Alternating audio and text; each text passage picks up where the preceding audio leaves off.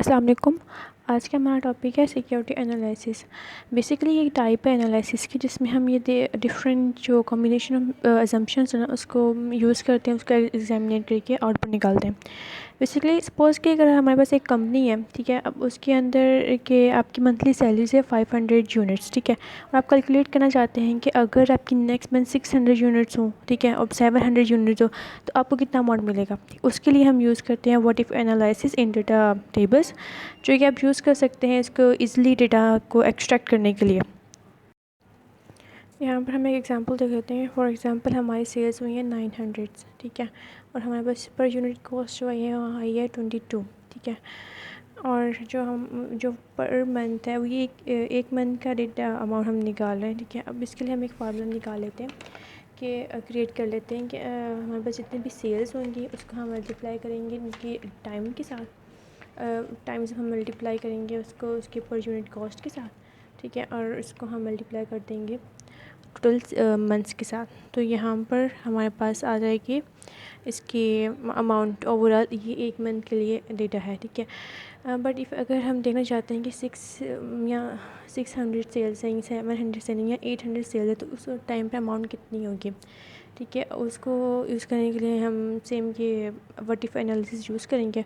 अच्छा, अब यहाँ पर ना हमारे पास हम यूज़ करेंगे, अब सेल रेफरेंस लेकर हम यहाँ पर इसको अमाउंट को लिख लेंगे। इसका बेनिफिट ये है कि हमें फिर बार बार ना इसको कैलकुलेट करने के लिए ऐसा फार्मूला नहीं लिखना पड़ेगा, हम जस्ट इसको रेफरेंस ले रहे हैं, ठीक है। अब यहाँ पर मैं इसके अमाउंट्स लिख रही हूँ कि फॉर एग्ज़ाम्पल 500 है, 600, 700, 800, 900 और 1, ये हम कैलकुलेट कर रहे हैं, ठीक है। अब इसको कैलकुलेट करने के लिए ये इसमें बेसिकली हमें मालूम होगा कि अगर 500 हमारे पास सेल्स हैं तो हमारे पास कितना अमाउंट आएगा। अब इसके लिए हम जाएंगे डेटा के अंदर, उसके डेटा के अंदर में व्हाट इफ़ एनालिसिस, और इसमें डेटा टेबल को सिलेक्ट कर देंगे, ठीक है। अब यहाँ पर कॉलम डेटा इनपुट जो हमारी है हम यहाँ पे इनपुट पेस्ट कर देंगे। अब इस टेबल के हिसाब से जो हमारे कॉलम वाले जो हैंगे वो हमारे सेल्स हमने यहाँ पे मेंशन किए, तो हम इसको सेल्स को ओके कर देंगे, ठीक है। अब ओके कर देंगे, ठीक है। अब यहाँ पर हमारे पास ओवरऑल आ गई है कि अगर 500 में हम 100 सेल्स हैं तो कितनी अमाउंट बनेगी। ये एक मंथ के डेटा के हिसाब से है, ठीक है। इस एग्जांपल में भी ना सेम ही कैलकुलेट कर रहे हैं, ठीक है, बट वैल्यू थोड़ी चेंज है। अच्छा, इसमें हम देख रहे हैं कि हम ना काउंट, इसमें हम मंथ्स को भी काउंट कर रहे हैं कि फॉर एग्जांपल अगर हम मंथ्स को भी इंक्रीज़ करें बाय 1 2 3 4 5, ठीक है, कि अगर फॉर एग्जांपल हमारे पास कंटिन्यूसली सेल्स करते हैं 100 के 5 मंथ्स के तक, ठीक है, तो हमारे पास क्या इसकी अमाउंट बनेगी, ठीक है। इसी तरीके से हम कैलकुलेट करेंगे अगर 2 मंथ्स कंटिन्यू हम 100 की सेल्स करते हैं तो हमारे पास क्या अमाउंट आएगी, ठीक है। और अगर 400 की हम करें तो हमारे पास क्या अमाउंट होगी। इसी तरीके से अगर 800 की हम कंटिन्यूसली 2 मंथ्स तक सेल्स करें तो हमारे पास क्या अमाउंट होगी, ठीक है। अब 1000 की करें तो वो सारी हम चीज़ इसमें ना कैलकुलेट करेंगे।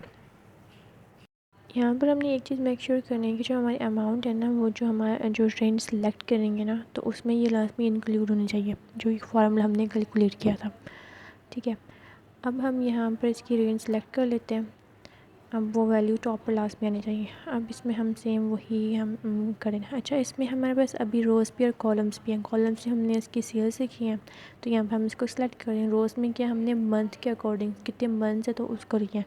अब इसको हम जब कैलकुलेट करेंगे तो हमारे पास ये वैल्यूज़ आ जाएंगे।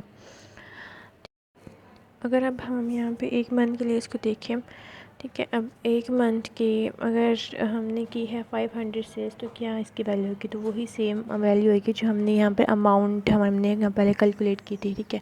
अगर 800 करेंगे तो हमारे पास ये क्या है कि अगर 500 सेल्स हमने 5 कंटिन्यूसली की तो हमारे पास ये सेल्स आएंगे, ये वैल्यूज़ आएंगी।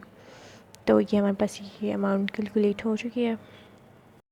अब इसके साथ हम ईज़िली हमारे जो वैल्यूज़ हैं डेटा की वो हम ईज़िली कैलकुलेट कर सकते हैं।